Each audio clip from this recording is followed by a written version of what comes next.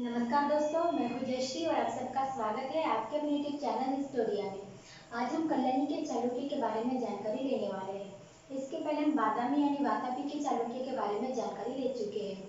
कल्याणी के चालुक्य के बारे में जानकारी लेने से पहले हमें राष्ट्रकूटों के बारे में जानना बहुत जरूरी होता है। देखिए, हम चालुक्य सीरीज देख रहे हैं, इसके लिए हम बादामी और वातापी के चालुक्य देख चुके हैं। कल्याणी के चालुक्य देखेंगे, उसके बाद हम वेंगी के चालुक्य देखेंगे और तब जाकर फिर हम राष्ट्रकूट शासकों के बारे में जानकारी लेने वाले हैं। यहाँ मैंने कुछ पॉइंट दे रखी हूँ, इन पॉइंट के आधार पर हम डिस्कस करने वाले हैं। अगर आपको आज की वीडियो अच्छी लगे तो लाइक करना, शेयर करना, सब्सक्राइब करना ना भूलिए। आए चलते हैं आज के टॉपिक पे। आज का हमारा टॉपिक है कल्याणी के चालुक्य। अब कल्याणी के जो चालुक्य थे, ये बादामी के चालुक्य का वंशज बताते हैं, ठीक है। तो इनकी जो सत्ता स्थापन हुई है, तैलप फर्स्ट ने इसकी सत्ता स्थापन की है। तो हमें तैलप फर्स्ट कौन था इसके बारे में जानकारी लेना आवश्यक हो जाता है। तो तैलप फर्स्ट कौन था मैं बता दूं कि बादामी के जब शासक थे, चालुक्य थे, उसके काल में राष्ट्रकूट सामंत हुआ करते थे। देखिए, पहले चालुक्य थे बादामी के, उनके यहाँ जो थे राष्ट्रकूट ये सामंत होते थे। अब इनकी सत्ता जो है पतन हो गई और राष्ट्रकूट जो है शासक बन गए। राष्ट्रकूट जब शासक बने तो उनके सामंत चालुक्य होने लगे, ठीक है। फिर से जब सामंत चालुक्य जो है कल्याणी के चालुक्य जब शासक बन जाते हैं, तब फिर से राष्ट्रकूट जो है सामंत बन जाते हैं, फिर उनका जो है पूरी तरह से विनाश हो जाता है, ठीक। लेकिन क्या होता है कि चालुक्य और राष्ट्रकूट अगर आपस में बिल्कुल नहीं पटता, तो दोनों की आपस में नहीं पटने के कारण कभी चालुक्य की सत्ता होती है तो कभी राष्ट्रकूटों की सत्ता होती है। तो ऐसे ही जब चालुक्य का जो है बादामी के चालुक्य का पतन हो गया, तब राष्ट्रकूटों की सत्ता आई और राष्ट्रकूट नरेश जो थे कृष्ण थर्ड, राष्ट्रकूट नरेश कृष्ण थर्ड थे। हम तेलक फर्स्ट के बारे में जानकारी ले रहे हैं। राष्ट्रकूट नरेश कृष्ण थर्ड थे। तो इनका जो सामंत था अयगगर करके, ये सामंत था, ठीक है। तो कृष्ण थर्ड की पुत्री जो थी उसके साथ अयगगर का विवाह हो चुका था और अयगगर और कृष्ण थर्ड की जो पुत्री से प्राप्त विजयादित्य चतुर्थ हुए थे, ठीक है। विजयादित्य चतुर्थ। अब विजयादित्य चतुर्थ ने क्या कह दिया, अयगगर ने अपने सत्ता विस्तार करने के लिए कृष्ण थर्ड के पुत्री के साथ विवाह किया। अब इसके राष्ट्रकूटों के साथ तो वैवाहिक संबंध जुड़ गए। तो इसका जो पुत्र था विजयादित्य चतुर्थ चाहता तो ये भी राष्ट्रकूटों के साथ अपने संबंध प्रस्थापित कर सकता था, लेकिन इसने सत्ता विस्तार करने के लिए कलचुरी नरेश लक्ष्मण सेन की पुत्री गोंदा देवी के साथ विवाह किया। इसने विजयादित्य फोर्थ ने किसके साथ विवाह किया है, तो लक्ष्मण सेन की पुत्री गोंदा देवी के साथ। और गोंदा देवी और विजयादित्य फोर्थ के जो संतान प्राप्त हुई उसका नाम ही है तैलप फर्स्ट, ठीक है। इतना आपको समझ में आ गया शायद। जो तैलप फर्स्ट जो था, इसने क्या किया कि जब राष्ट्रकूट के जो शासक थे, अंतिम जो शासक थे कर्क सेकंड और खौटिय करके, ठीक है। खौटिय और कर्क सेकंड ये दोनों ही अयोग्य अक्षम शासक थे। तो तैलप फर्स्ट से इसका फायदा उठाना चाहा और इनकी जो राजधानी थी मान्यखेत उस पर आक्रमण कर दिया। इनकी राजधानी थी मान्यखेत, ठीक है। मान्यखेत पर इसने आक्रमण कर दिया। किसने? तैलप ने। इसने आक्रमण करने के बाद मान्यखेत को जीत लिया और जो कर्क सेकंड और खौटिय थे, इनको हराने के बाद अब खुद शासक बन गया था। मान्यखेत को हराने के बाद, इन दोनों को हराने के बाद मान्यखेत का शासक कौन बना? तो तैलप बना है। तैलप जो है वो कहता है कि चालुक्य जो है बादामी के वातापी के चालुक्य, इसका वंशज होने का ये दावा करता है और खुद की राजधानी जो है कल्हनपुर यानी कल्लन, जो आज के हैदराबाद में कल्याणी के नाम से प्रसिद्ध है, इसलिए इसका जो नाम है कल्याणी के शासक या फिर कल्याणी के चालुक्य पड़ा है। कल्याणी जो है आज के हैदराबाद में स्थित है। लेकिन जब तैलप फर्स्ट था तो उसकी जो राजधानी थी वो कल्याणी नहीं थी। कल्याणी आगे चल इनकी राजधानी हुई है। तो तैलप के टाइम जिनकी राजधानी जो थी मान्यखेत थी, ठीक है। जो तैलप फर्स्ट था उसने उत्तरी जो शासक थे गंग शासक पांचाल उसको हराया और उसका जो शासन था उसको हराने का उसका राज्य पूरा छीन लिया था। इतना ही नहीं, तो तैलप ने जो चोल शासक उत्तम को भी हराया। उसको हराने के बाद तो शिलाहारों को हराया, देवगिरी के यादव को हराया, चोल पांडे चेर इन सबको हराने के बाद जो था इसने अपना सत्ता विस्तार किया। इसने गुजरात की तरफ अपना सत्ता विस्तार करना चाहा तो मालवा नरेश ने इसे हरा दिया।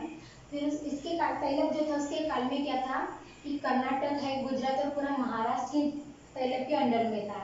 इसने मालवा नरेश मुझे के ऊपर 6 बार आक्रमण किए हैं। ठीक है, इस पर आक्रमण किए हैं मुझे पर, और ये मालवा नरेश है। मालवा नरेश मुझे पे इसने 6 बार आक्रमण किए। और इसके बारे में जो जानकारी हमें चिंतामणि, प्रसन्न चिंतामणि से मिलती है, मेरुतुंग के। ठीक है, मेरुतुंग के, मेरुतुंग है इनकी जो पुस्तक है, ये मालवा के जो शासक है उनके राजकवि है। तो मेरुतुंग की जो पुस्तक है प्रसन्न चिंतामणि,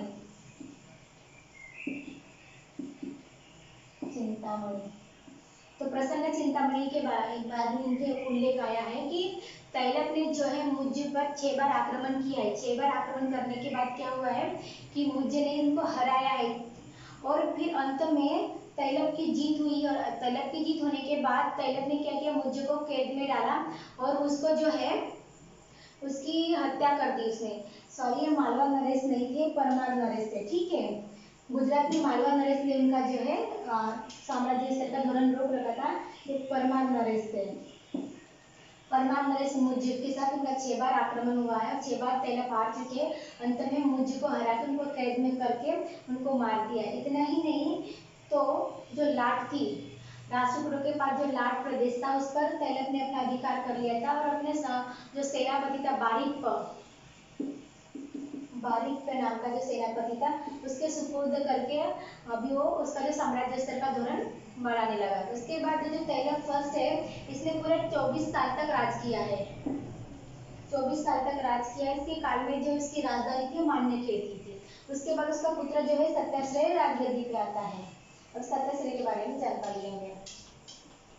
जो सत्याश्रय तैलप फर्स्ट की मृत्यु के बाद सत्याश्रय राजा बनता है, और ये जो इसके काल में चोल नरेश आक्रमण कर लेते हैं, लेकिन चोल नरों को सत्याश्रय हरा देता है।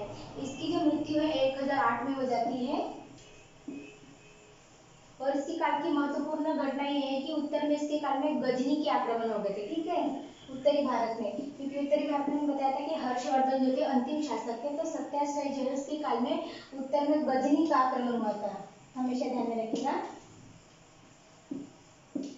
सत्याश्रय के काल में दक्षिण में कौन शासन कर रहा था, सत्याश्रय कर रहा था, और जो उत्तरी में गजनी ने आक्रमण कर दिए थे।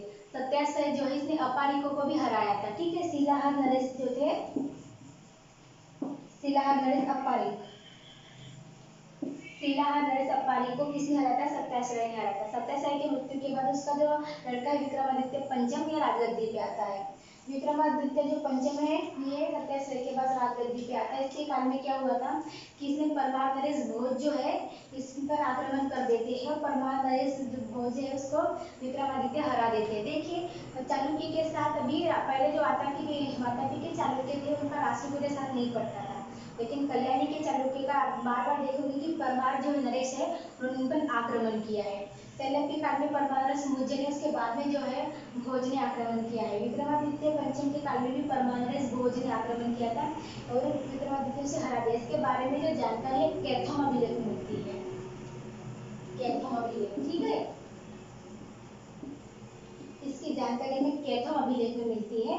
इसके बारे में सिर्फ इतना ही कि परमार नरेश भोज ने इस पर आक्रमण किया था और उसमें विक्रमादित्य की जीत हो गई थी। विक्रमादित्य पंचम के बाद उसका पुत्र जो है जयसिंह राजा बनता है।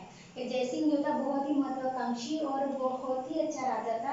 इसने भी अपने जो दादा है पिता के समान शूरवीर था और राज्य साम्राज्य विस्तार का इसने धोरण अपनाया था। जयसिंह के काल में क्या होता कि परमार नरेश भोज ने इस पर आक्रमण किया था। जैसे कि मैंने बताया कि विक्रमादित्य पंचम पर भी परमार नरेश भोज ने आक्रमण किया था।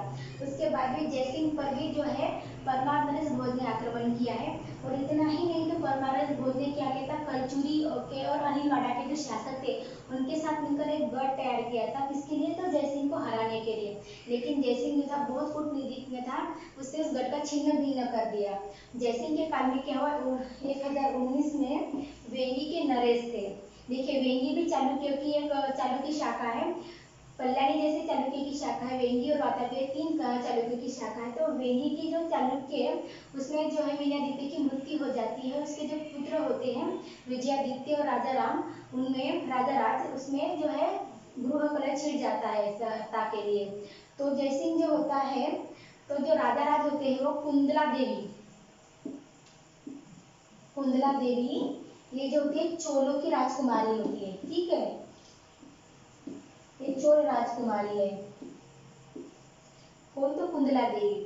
और चालुक्य का पहले से ही चोलों के साथ नहीं पटता, तो जो जयसिंह है ये विजयादित्य का साथ देते हैं, ठीक है, विजयादित्य चतुर्थ का ये साथ देते हैं।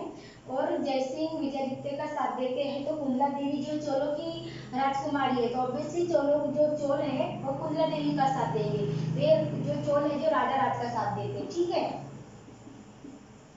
और जयसिंह जो विक्रमादित्य का साथ देता है, तो फिर इन लोगों की लड़ाई हो जाती है। और लड़ाई में क्या हो जाता है कि चोल राजेंद्र प्रथम बहुत शक्तिशाली था, जब उसकी सत्ता थी तो उसको हराने की ताकत किसी में नहीं थी, तो उसकी जो लड़ाई है जयसिंह के साथ हो जाती है। वो तो बहुत शक्तिशाली है, और उसके बाद बहुत सारे आर मार थे, उसके बाद बहुत सारे सैन्य थे, तो उसमें उस लड़ाई में जयसिंह जो है हार जाता है। अब जयसिंह हार गया तो वेंगी का जो राज्य भी वो राजा राज का हो जाता है, तो वेंगी का भी राज्य हार जाता है, और साथ ही साथ जो है कल्याणी का राज्य भी है जो जयसिंह हार जाता है। उसके बाद हम देखेंगे उसका पुत्र जो है सोमेश्वर प्रथम राज सिंहासन पे आता है, ठीक है। अब सोमेश्वर जो प्रथम राज सिंहासन पे आता है तो राजा भोज जो है, परमार नरेश राजा भोज इस पर आक्रमण कर लेते हैं, तो ये भी सोमेश्वर जो प्रथम है परमार नरेश जो भोज है उसको हरा देता है, उज्जैन पर अपना अधिकार स्थापन कर लेता है।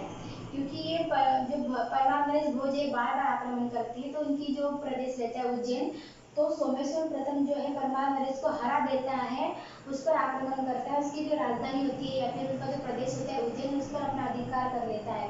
और ये क्या करता है कि सोमेश्वर प्रथम जो है मान्यखेत अभी तक जो थी राजधानी थी, ठीक है, जयसिंह और तैलप तक राष्ट्रकूटों की राजधानी क्या थी, मान्यखेत थी। तब जब कल्याणी के चालुक्यों ने सत्ता स्थापन की तो उनकी राजधानी भी क्या थी, मान्यखेत थी, लेकिन सोमेश्वर प्रथम का जब शासन आता है तो अब राजधानी जो है मान्यखेत से कल्याणी शिफ्ट हो जाती है, ठीक है। और तभी से इनको कल्याणी के चालुक्य कहा गया है, किसके काल से, सोमेश्वर प्रथम से।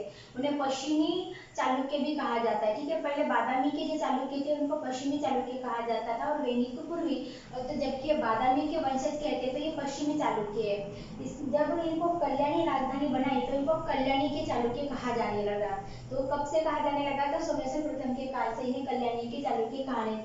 और जो सोमेश्वर प्रथम है उनका जो उल्लेख है नांदेड़ के अभिलेख में मिलता है, महाराष्ट्र में स्थित है नांदेड़, तो वहाँ के जो अभिलेख है उसमें सोमेश्वर प्रथम का उल्लेख आया गया है, ठीक है। और मैं एक बात बताना भूल गई कि जो विक्रमादित्य पंचम है इनका जो कैथोल अभिलेख में इनकी जानकारी मिलती है, तो इनको बहुत दानशूर राजा बताया गया है, ठीक है। और सोमेश्वर प्रथम के बारे में नांदेड़ अभिलेख से इसकी जानकारी मिलती है। सोमेश्वर के काल में क्या होता है, सोमेश्वर बहुत शक्तिशाली होते हैं, बहुत वंशशाली होते हैं, और क्या करते हैं, अपना साम्राज्य विस्तार करते रहते हैं। ये सभी जो है साम्राज्य विस्तार का धोरण अपनाते हैं, और चेर है, चोल है, पांड्य है, इन सबको हराते हैं। तो सोमेश्वर जो प्रथम है ये चोल शासक, इनके काल में राजेंद्र जो होता है, राजेंद्र प्रथम, राजेंद्र प्रथम को कोई नहीं हराता है, बहुत शक्तिशाली होता है। तो चोलों को छोड़कर जो सोमेश्वर प्रथम है सबको हराते हैं, उसमें मगध है, कलिंग है, मालवा है, परमार, सब जो है चोल को छोड़ के चेर है, केरल है, पल्लव है, इन सबको हराते हैं, कौन, तो सोमेश्वर प्रथम। लेकिन क्या होता है कि इनके काल में वेंगी में जो राजा राज होता है इसके साथ इसकी कोल्लप और संगम कुंड में जो है आक्रमण हो जाता है इन दोनों का, किसके साथ, तो वेंगी के शासक राजा राज के साथ।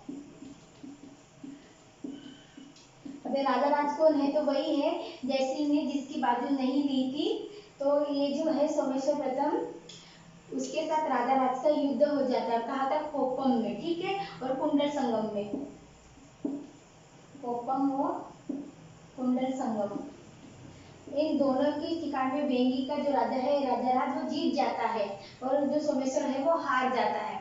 जबकि देखिए सोमेश्वर ने क्या किया, चोलों को छोड़ के सभी जो छोटे मोटे राज्य है उस सभी को जीत लिया है, उसमें चेर है, पांड्य है, मालवा है, कलिंग है, अवध है, सभी को इसने जीत लिया है, सॉरी अवध नहीं है, मालवा है, कलिंग है, परमार है, उन सभी को सोमेश्वर ने जीत लिया है।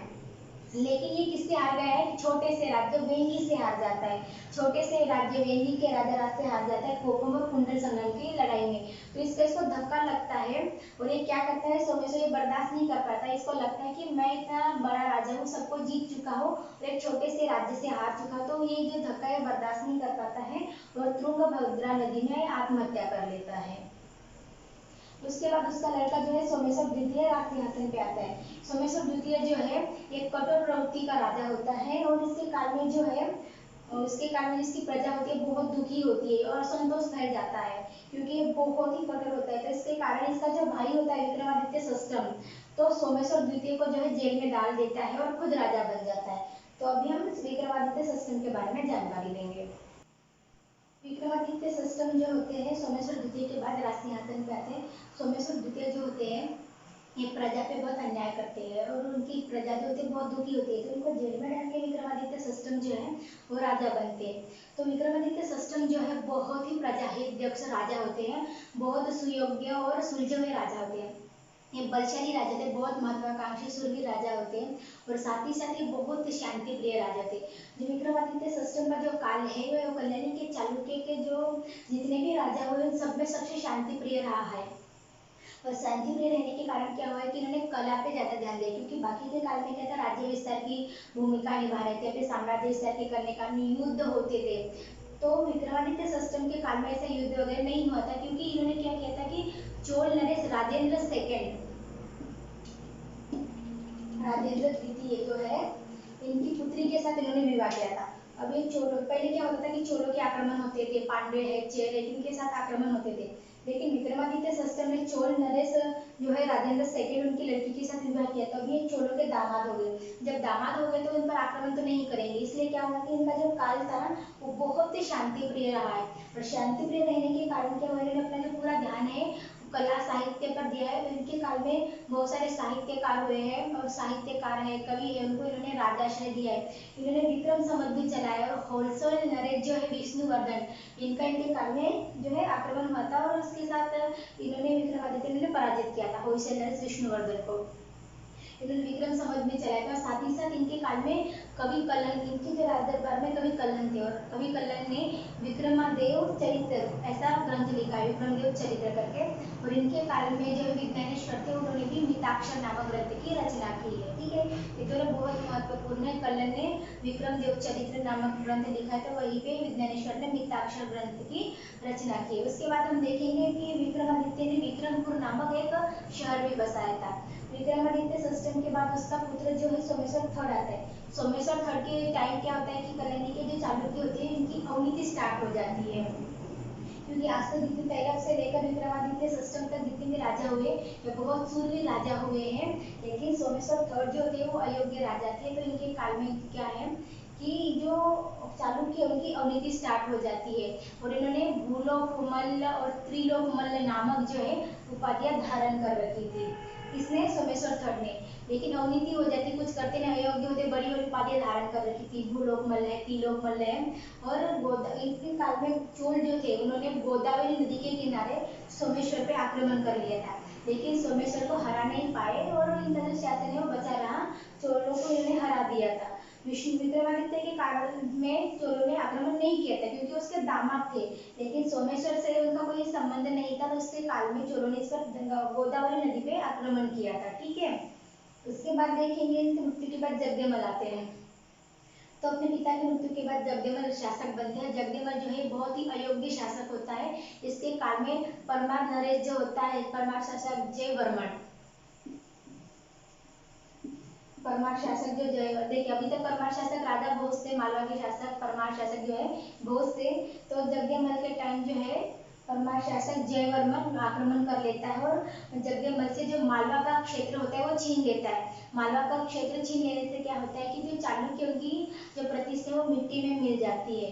तो जगदेमल है इनके काल में चालुक्य की प्रतिष्ठा मिट्टी में मिल जाती है। इन्होंने चूड़ामणि नामक जो है संगीत चूड़ामणि नामक ग्रंथ की रचना की है। कौन सा? संगीत चूड़ामणि।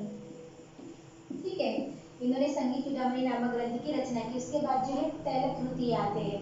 तो तैलक तृतीय जो होते हैं उसके काल में कलचुरी नरेश, काकतीय नरेश पिल्ले जो होते हैं,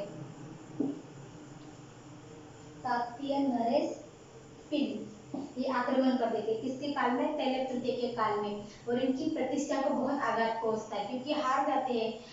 काकतीय नरेश के साथ हारने के कारण की जो प्रतिष्ठा है इसको बहुत आघात पहुंचता है और इसका जो फायदा कौन उठाते हैं? तो कलचुरी नरसिंह बीजबल जो है, ठीक है, बीजबल जो है कलचुरी नरेश थे, तो बीजबल जो पहले इनके मंत्री हुआ करते, तो इनके जो मंत्री है वो क्योंकि इन्होंने क्या किया था, चोल है, चेर है, मालवा है और कलचुरी इनको हराया था, तो अभी सब इनके सामंत बन चुके थे। तो इनके जो मंत्री थे बीजबल, ये इनसे मुक्त हो जाते हैं तैलक तृतीय के काल में, क्योंकि क्या होता है कि इनकी प्रतिष्ठा को आघात पहुंचता है, तो इसका फायदा जो है, अयोग्य भी होते हैं इतने शक्तिशाली, तो इसका जो फायदा बीजल उठा लेते हैं और कलचुरी नामक जो है इसकी सत्ता में स्थापन कर लेते हैं। उसके बाद जो है सोमेश्वर चतुर्थ आते हैं। तैलक तृतीय जो है इनके बाद उनके पुत्र सोमेश्वर चतुर्थ जो है वो सत्ता पे आते हैं। ये भी कुछ ज्यादा खास शक्तिशाली राजा नहीं थे। इनके काल में क्या हुआ था कि उत्तर में मोहम्मद गोरी का आगमन हुआ था।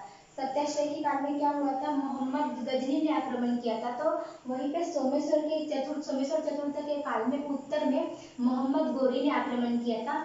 और सोमेश्वर ने क्या किया था, देखिए तैलक के काल में कलचुरी ने जो है उनकी सत्ता स्थापन हुई है, तो सोमेश्वर के काल में सोमेश्वर ने क्या किया, कलचुरी की सत्ता का हमेशा के लिए खात्मा कर दिया और कलचुर्य कुल निर्मूलन, कलचुर्य कुल निर्मूलन, कलचुर्य कुल, क्योंकि ये कलचुर्यों का जो इन्होंने खात्मा किया था, इसलिए कलचुर्य का खात्मा करने के कारण कलचुर्य कुल निर्मूलन नामक जो उपाधि इन्होंने धारण कर रखी थी। और इनके काल में क्या हुआ था कि इनकी जो सत्ता थी चालुक्यों की वो पूरी तरह से खत्म हो चुकी थी। तो इनके जो अंतिम शासक कौन रहे, सोमेश्वर चतुर्थ है। इनकी जो कल्याणी की जो सत्ता है वो तैलक प्रथम ने स्थापन की थी और सोमेश्वर चतुर्थ के काल में पूरी तरह से वो समाप्त हो गई थी। कल्याणी के जो चालुक्य थे उनके काल में जो स्थापत्य कला है तो बहुत सारे मंदिर बनवाए गए हैं। विक्रमादित्य षष्ठी के काल में साहित्य लेखन जो है किया गया है, तो मंदिरों में जो है चिकने पत्थर का यूज किया जाता था। इनके काल में भास्कर कला का जो उदय हुआ है और इन्होंने लुकंडी में काशी विश्वेश्वर का मंदिर बनाया और साथ ही में इटगी में इन्होंने महादेव का मंदिर बनाया है। बांकीपुर गडक है, पूर्वती है, इसमें भी इन्होंने बहुत सारे मंदिर बनवाए हैं। इस प्रकार तैलक से लेकर हमने सोमेश्वर चतुर्थी तक जानकारी देखी है। कल्याणी की जानकारी जो इस पर ज्यादा सवाल नहीं पूछे जाते हैं, लेकिन इसकी जो स्थापना है वो किसने की है और ज्यादा से ज्यादा विक्रम सिस्टम पे जो है, क्योंकि इनका काल बहुत शांतिप्रिय रहा है, तो इन पर सवाल पूछे जाएंगे। ठीक, अगर आपको आज वीडियो अच्छी लगती है तो लाइक करना, शेयर करना, सब्सक्राइब करना ना भूलें और देखते रहिए आपका अपना YouTube channel story. Thank you.